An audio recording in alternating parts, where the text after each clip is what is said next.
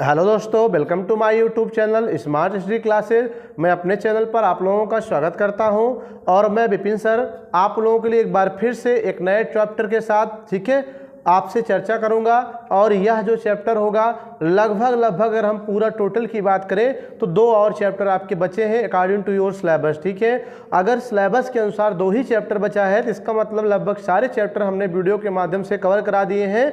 तो हमारा लक्ष्य है कि जल्दी से जल्दी हम क्या करें, 30 दिसंबर तक आपका सिलेबस पूरा करा दें और आई होप कि 30 दिसंबर तक आपका सिलेबस लगभग पूरा भी हो जाएगा। और जैसे ही आपका सिलेबस पूरा होता है 30 दिसंबर तक गाइज, वैसे ही हम फिर से आपको चैप्टर वाइज रिवीजन के तौर पे क्वेश्चन आंसर्स कराएंगे।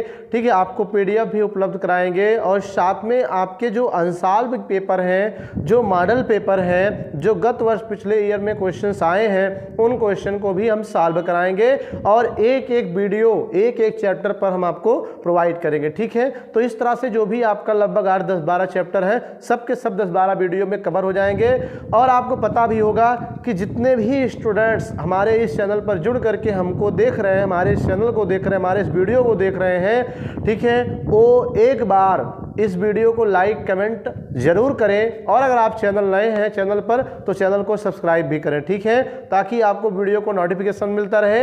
अभी इससे भी बेहतर तरीके से आपको तैयारी कराई जाएगी। ठीक है, क्वेश्चन और आंसर के माध्यम से। अभी तो लक्ष्य है कि किसी तरह से आपका एक बेहतर तरीके से सिलेबस पूरा कराया जाए और जैसे ही दिसंबर लास्ट में सिलेबस पूरा होता है हम लोग फिर से लग जाएंगे पर डे एक एक चैप्टर का वीडियो आपको प्रोवाइड करेंगे क्वेश्चन आंसर के साथ भी, अनसॉल्व और मॉडल पेपर के साथ, ताकि आप परीक्षा में बेहतर से बेहतर अंक लाएं, 90+ स्कोर करें, हमारा भी नाम रोशन करें और अपने पेरेंट्स का भी और अपना भी नाम रोशन करें। यही हम अपेक्षा करते हैं दोस्तों। तो चलिए एक बार फिर से हम लोग आपसे एक नए चैप्टर के साथ डिस्कस करेंगे जिसका नाम है जीव एवं समष्टियां, ऑर्गेनिज्म एंड पॉपुलेशन के बारे में हम लोग पढ़ेंगे।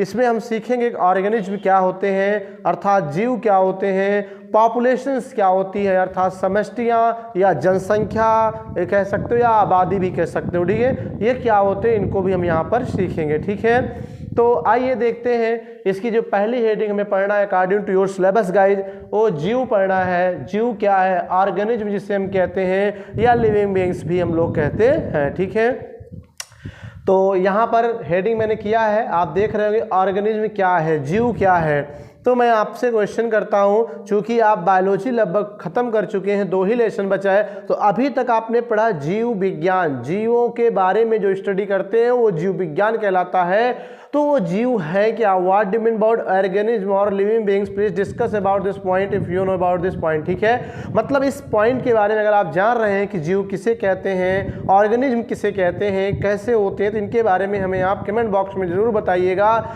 लेकिन यहाँ पर हम आपसे यहाँ इस चीज़ के बारे में, इस हेडिंग्स के बारे में विधिवत तरीके से, एक बेहतरीन तरीके से बताएंगे जो आपके दिमाग में घुस जाएगा और कभी नहीं निकलेगा। ठीक है, हमारे बहुत सारे बच्चे इस वीडियो को देख रहे हैं पर मैंने उनसे क्वेश्चन किया जीव क्या है, अगर 2 लाइन जानते हो तो आप बताइए। बहुत सारे लोग कंफ्यूज हो जाते हैं, यार जीव की बात करें तो हम भी जीव हैं, आप भी जीव हैं, पेड़ पौधे भी जीव हैं, ठीक है, चींटी भी जीव है, सर्प भी जीव है, हाथी घोड़ा बंदर बिल्ली मनुष्य चूहा सबके सब जीव हैं। लेकिन ये डिफिनीशन, हर चीज़ की अपनी एक डिफिनीशन होती है कि आखिर ये है क्या। तो डिफिनीशन क्या है जीव की, जिससे पहचान सके हाँ ये जीव है। जैसे हम कह दें ये क्या है, क्या इसे जीव कह सकते हैं।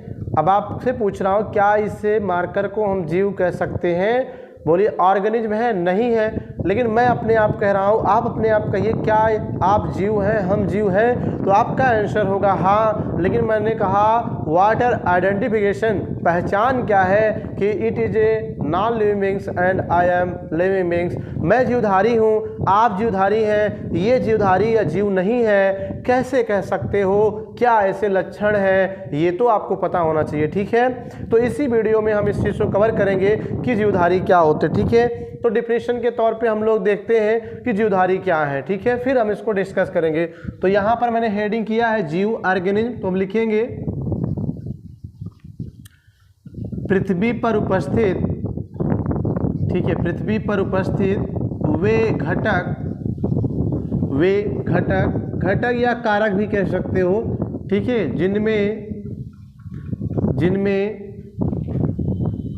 विभिन्न जिनमें विभिन्न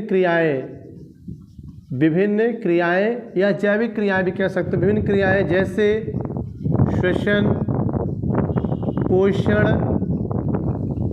उत्सर्जन, श्वसन, पोषण, उत्सर्जन, प्रजनन, श्वसन, उत्सर्जन, पोषण, प्रजनन, वृद्धि व विकास, जिसे ग्रोथ और डेवलपमेंट कहते हो, ठीक है, वृद्धि व विकास, और अनुकूलनशीलता,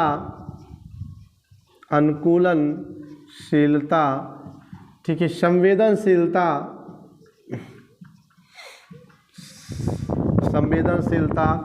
था,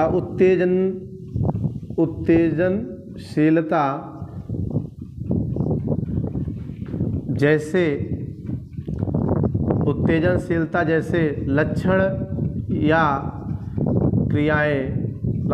क्रियाएं संपन्न होती हैं, उसे हम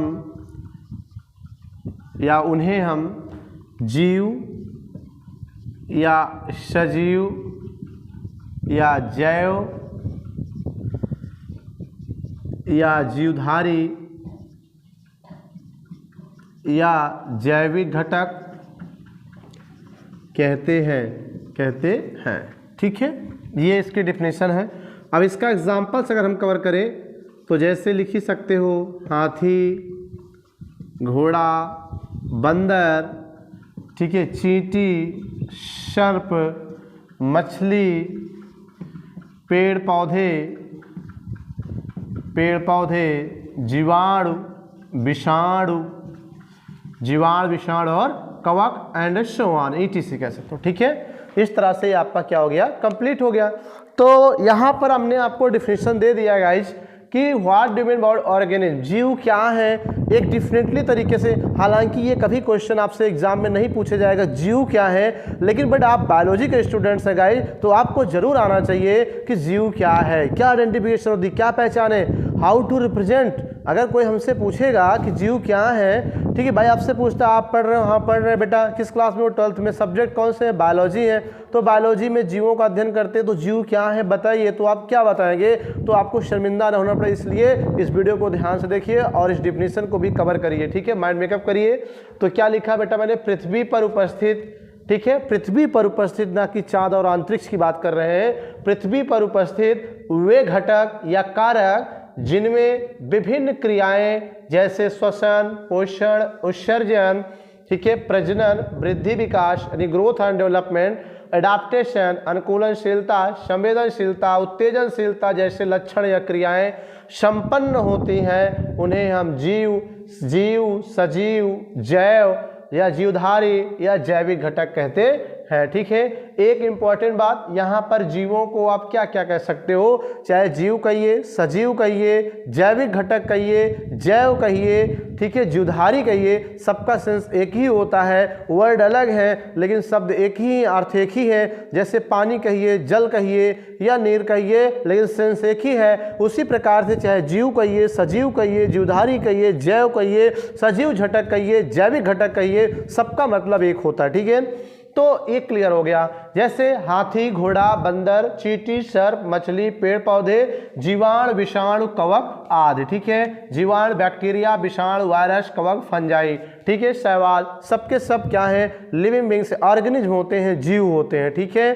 तो ये क्लियर हुआ। अब आपको माइंड मेकअप क्या करना है कि पृथ्वी पर उपस्थित सभी घटक, ठीक है, पृथ्वी पर ये भी है और पृथ्वी पर ये भी है, ठीक है। पृथ्वी पे तो बहुत सारी चीजें हैं, लेकिन क्या सभी जीव हैं? नहीं। यहाँ कैटेगराइज कर रहा है कि पृथ्वी पर उपस्थित वे घटक जिनमें विभिन्न क्रियाएं श्वसन, पोषण, उत्सर्जन, वृद्धि विकास, प्रजनन, अनुकूलनशीलता, संवेदनशीलता, उत्तेजनशीलता जैसी घटनाएं या क्रियाएं संपन्न हो, तो उसे हम क्या कहते हैं? सजीव। अब मैंने आपसे कहा था कि बताइए सजीव क्या है या जीव क्या है। मैंने दो वस्तु आपको दिया और आपसे पूछा कि क्या ये सजीव है, तो आपके दिमाग में आना चाहिए। सर ने बताया था कि सजीव वो है जो श्वसन करे, पोषण करे, प्रजनन करे, वृद्धि विकास करे और उत्तेजनशीलता हो, संवेदनशीलता हो, उत्तेजनशीलता हो, उसे हम क्या कहते हैं? सजीव। तो अब आपसे पूछ रहे हैं कि क्या ये श्वसन करता है? नहीं करता है। क्या ये पोषण करता है? नहीं करता है। क्या ये प्रजनन करके अपनी जनसंख्या बढ़ाता है? नहीं बढ़ाता है। भाई एक मार्कर है, 10 साल बाद यहीं रख देंगे, आएंगे तो क्या 10 मार्कर हो जाएगा? नहीं।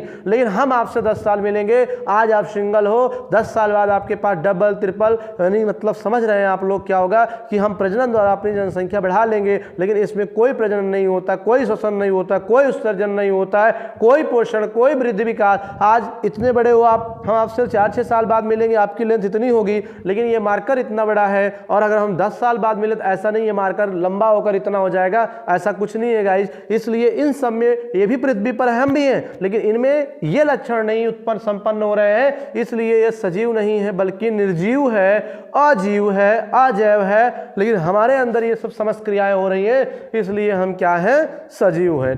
ठीक है, एग्जाम्पल आपको दिया ही है कि हाथी, घोड़ा, बंदर, बिल्ली, सर्प, चींटी, पेड़ पौधे, जीवाणु, विषाणु आदि। ठीक है, ये आप पे क्या है? एग्जाम्पल्स हैं। अब यहीं पर एक और बात की जाए कि जीवधारियों के 4 लक्षण बताइए। तो आप कह सकते हो श्वसन करना, पोषण करना, उत्सर्जन करना, प्रजनन करना, वृद्धि विकास करना, ये सब बातें आप क्या कर सकते हो? लक्षण में दे सकते हो। ठीक है, यहाँ पर जैसे मैंने हेडिंग माइंड मेकअप कर दिया कि जीवों के मान लीजिए कह दिया प्रमुख लक्षण। ठीक है, what are main characteristics feature of organism, जीवों के प्रमुख लक्षण। तो आप ऐसे कैटेगराइज करके लिख सकते हैं, रिस्पायरेशन करना अर्थात श्वसन करना, न्यूट्रिशन करना अर्थात पोषण करना। ठीक है, तीसरा वृद्धि व विकास करना अर्थात ग्रोथ एंड डेवलपमेंट करना। ठीक है, और प्रजनन करना अर्थात संतान उत्पन्न करना, रिप्रोडक्शन कहते हो। और संवेदनशीलता, ठीक है, संवेदनशीलता कह सकते हो। ठीक है, उद्दीपनशीलता भी ला सकते हो। ठीक है, उद्दीपनशीलता और गमन करना। ठीक है, गति करना, एक स्थान से दूसरे स्थान पर जाना, ये सब के सब क्या है? वो बोलिए जीवधारियों के लक्षण हैं। तो ये आप इस तरह से अगर 4 लक्षण कह रहा है तो ये आप लिख सकते हो, बट यहाँ पर ये पेपर में आपसे पूछे जाने वाला नहीं है। ठीक है, श्वसन माने होता है रिस्पायरेशन करना। ठीक है, और पोषण का मतलब हो गया न्यूट्रिशन करना। ठीक है, न्यूट्रिशन। और वृद्धि विकास का लिख सकते हो ग्रोथ एंड डेवलपमेंट। ठीक है, ग्रोथ एंड डेवलपमेंट। और प्रजनन को लिख सकते हो रिप्रोडक्शन आप कह सकते हो। मैंने आपको वीडियो में कवर किया था बेटा कि संतान उत्पन्न करने की क्षमता, अपने समान संतान उत्पन्न करने की क्षमता को हम क्या कहते हैं? प्रजनन कहते हैं। उद्दीपनशीलता इरिटेबिलिटी कह सकते हो। ठीक है, इरिटेबिलिटी होता है। और गमन करना, लोकोमोशन करना। ठीक है, और उत्सर्जन को आप एक्सक्रिएशन कह सकते हो, एक्सक्रिएशन करना। ओके, तो ये जीवों के क्या है? प्रमुख लक्षण के अंतर्गत आते हैं। ठीक है, तो ये 2 चीजें क्लियर हो गई गाइस। ठीक है, अब आपको एक वेरी मोस्ट इम्पॉर्टेंट बातें बताई जा रही हैं। जैसे मैं आपसे कहूँ कि आपने कह दिया कि श्वसन करने वाला क्या है? जीव है। पोषण करने वाला जीव है, वृद्धि विकास करने वाला जीव है, प्रजनन करने वाला जीव है, गमन करने वाला जीव है, उत्सर्जन करने वाला जीव है।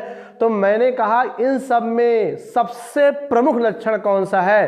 तो आप किसे चुनेंगे? कमेंट बॉक्स में जरूर बताइए। कोई एक ऐसा लक्षण बताओ जीवधारियों का जो प्रमुख हो सब में। ठीक है, तो ये आप बताएंगे। तो इसमें आप ऑप्शन में आपके सामने है और आप कमेंट बॉक्स में जो आपको लगता है उसका नाम लिखिए। मैं आपको 2 सेकंड का टाइम देता हूं और आप इसे लिखिए, फिर हम आगे 5 सेकंड आपको दे रहा हूं। आप इसमें से जो लगता हो कि सही है, सबसे प्रमुख लक्षण है, उसको कमेंट बॉक्स में दीजिए और हम तब बताएंगे, आपसे डिस्कस करें। ठीक है, सभी गाइज लिखें।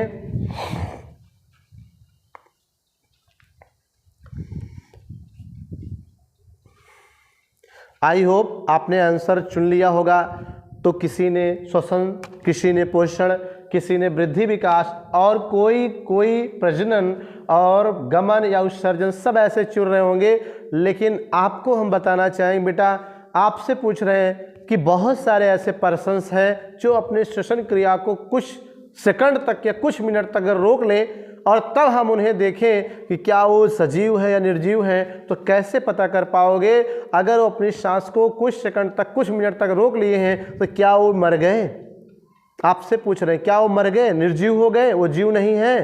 तो बोलिए जीव है। फिर क्या पोषण? पोषण हर समय करते हैं हम लोग, 24 आवर पोषण होता रहता है? नहीं होता रहता है, राइट। सोते समय हम कहाँ खाते पीते हैं?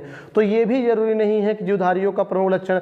वृद्धि व विकास, तो वृद्धि तो हर समय होती नहीं है, 20 साल 22 साल तक वृद्धि लंबाई बढ़ेगी, वृद्धि होगी, ठीक है। और विकास एक ऐसा पहलू है जिसे आप देख नहीं सकते हो, तो कैसे समझोगे कि सजीव है कि निर्जीव है? और प्रजनन, हर समय व्यक्ति प्रजनन भी नहीं करता है, आपको ये भी पता होगा। और संवेदनशीलता, उद्दीपनशीलता, गमन करना, हर समय तो हम गमन भी नहीं करते हैं और हर समय हम उत्सर्जन भी नहीं करते हैं।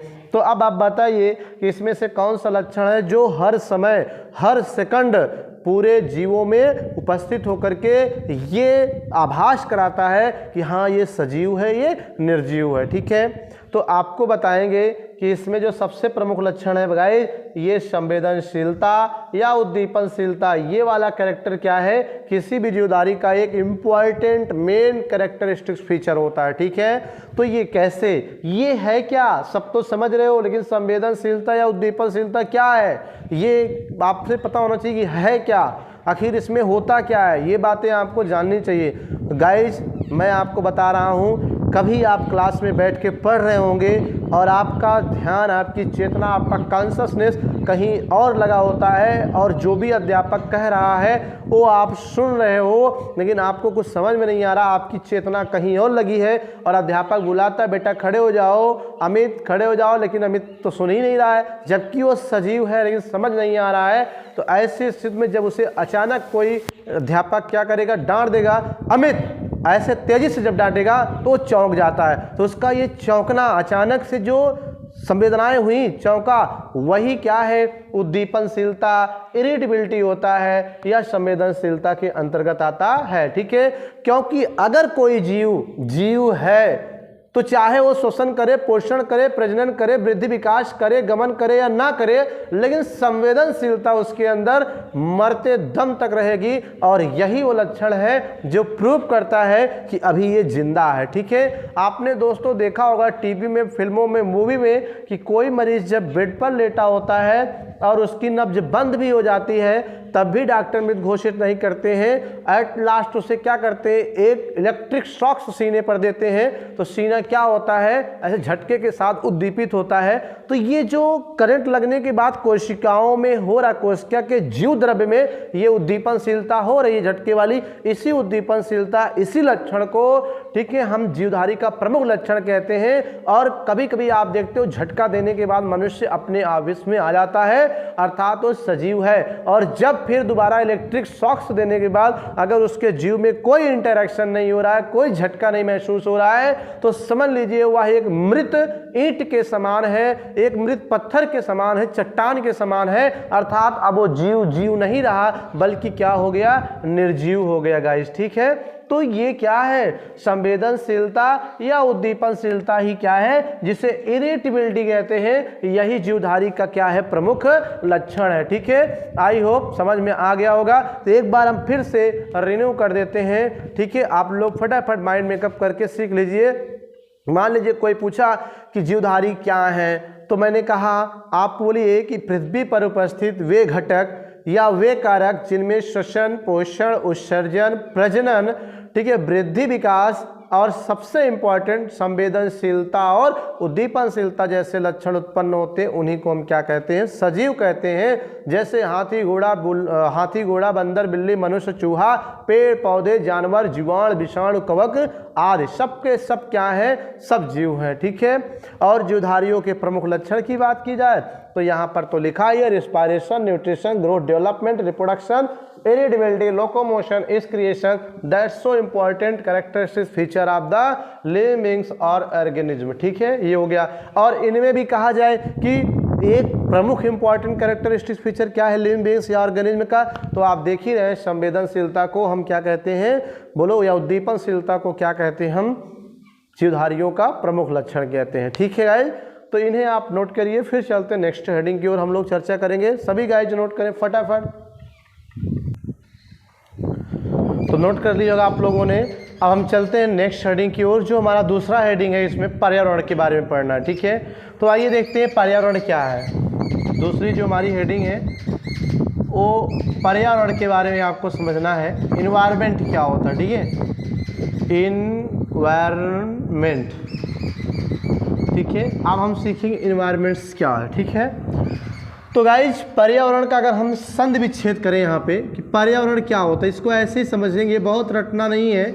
पर्यावरण का संधि विच्छेद परिधन आवरण, ठीक है। परिधन आवरण मीन्स क्या होता है पर्यावरण, तो परि मीन्स क्या होता है, आवरण मीन्स क्या होता है, ये भी हम इसमें कवर करेंगे, देखेंगे।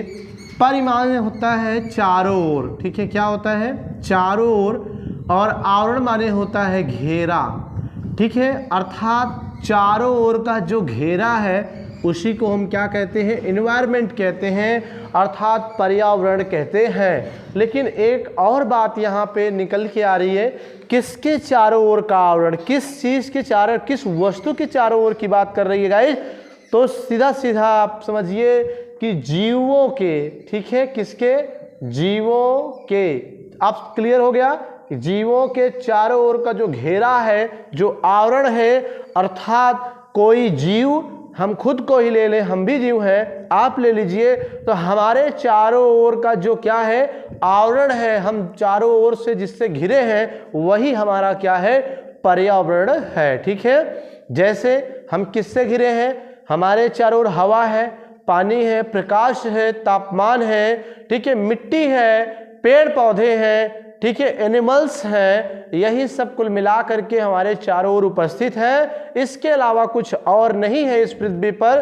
तो इन्हीं सबको मिला करके क्या बनता है, क्या होता है, पर्यावरण होता है, ठीक है। अर्थात किसी जीव के चारों ओर पाई जाने वाले आवरण को, क्षेत्र को क्या कहते हैं, पर्यावरण कहते हैं, ठीक है। या हम या कोई जीव अपने चारों ओर जिन वस्तुओं से घिरा होता है, उन्हीं को हम संयुक्त रूप से क्या कहते हैं, पर्यावरण कहते हैं, ठीक है। एक सिंपल लैंग्वेज में अगर दिया जाए, लिखना हो तो यहाँ लिखेंगे कि विभिन्न जीवों के, ठीक है, विभिन्न जीवों के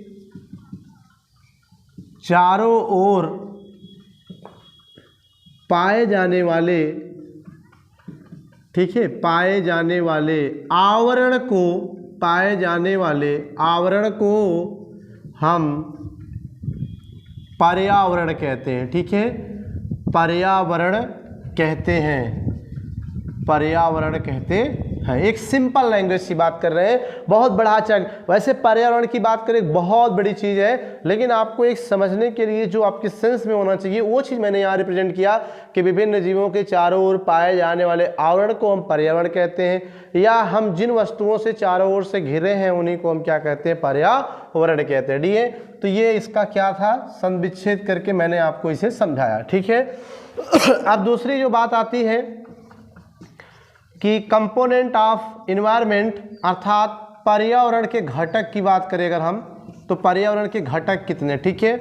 तो यहाँ पर लिखेंगे कि इसके दो घटक हैं, ठीक है। कितने घटक हैं, इसके दो प्रमुख घटक हैं, ठीक है, इसके दो प्रमुख घटक हैं। नंबर 1 की बात करते हैं तो वो आपका आएगा अजैविक घटक, ठीक है, अजैविक या अजैव घटक की बात करते हैं, ठीक है। और दूसरे की बात करें अगर हम, ठीक है, दूसरा अगर यहाँ पे हम डिनोट करें तो दूसरा हमारा है जैविक घटक है, ठीक है। क्या है, जैविक घटक, ओके। तो ये आपका क्या हो गया, बायोटिक और नॉन बायोटिक कंपोनेंट, ठीक है। अगर पेपर में मान लीजिए बाय द वे क्वेश्चन आ भी जाता है कि पर्यावरण क्या है, इसके घटक बताइए, तो आप सिंपल याद रखिए कि परि माने आवरण, ठीक है, परिधन आवरण, परिधन आवरण, परि माने चारों ओर, आवरण माने क्षेत्र या स्थान आप कह सकते हो, ठीक है। इतना दिमाग में रखोगे तो एक लाइन जरूर लिखोगे आप, ठीक है कि नहीं। वैसे इस तरह क्वेश्चन पेपर में नहीं आने हैं, लेकिन फिर भी आप ध्यान रखिए। तो बोलो, विभिन्न जीवों के चारों ओर पाए जाने वाले आवरण को हम पर्यावरण कहते हैं, और इसके घटक की बात करें, दो प्रमुख घटक है, जैविक घटक और अजैविक घटक, ठीक है। इसको बायोटिक कंपोनेंट भी बोलते हैं, बायोटिक कंपोनेंट, बायोटिक कंपोनेंट, और इसको नॉन बायोटिक कंपोनेंट कह सकते हो, ठीक है, नॉन बायोटिक कंपोनेंट ये है, ठीक है। तो इस तरह से इसके दो घटक है, ठीक है। अब गाइज हम फिर से अब बायोटिक कंपोनेंट्स क्या होते हैं, अबायोटिक या नॉन बायोटिक कंपोनेंट्स क्या हैं, इसका भी डिटेल अध्ययन करेंगे नेक्स्ट वीडियो में। तब तक के लिए वीडियो अच्छी लगी हो तो thank you for watching this video guys. Like और कमेंट जरूर करिए, और अगर आप चैनल पे नए हैं तो चैनल को सब्सक्राइब भी करिए, ठीक है। मिलते हैं नेक्स्ट वीडियो में गाइज। कभी कभी आपको लगता होगा ये अफसर को और इसके आगे अभी पढ़ाना चाहिए, लेकिन आपको ये समझ में नहीं आ रहा होगा कि बेटा यहाँ पर वीडियो की अपलोडिंग में थोड़ा समस्या होती है लंबा वीडियो हो जाने पर, इसलिए आपको हम शिफ्ट करके जो है वीडियो को प्रोवाइड करेंगे, ठीक है।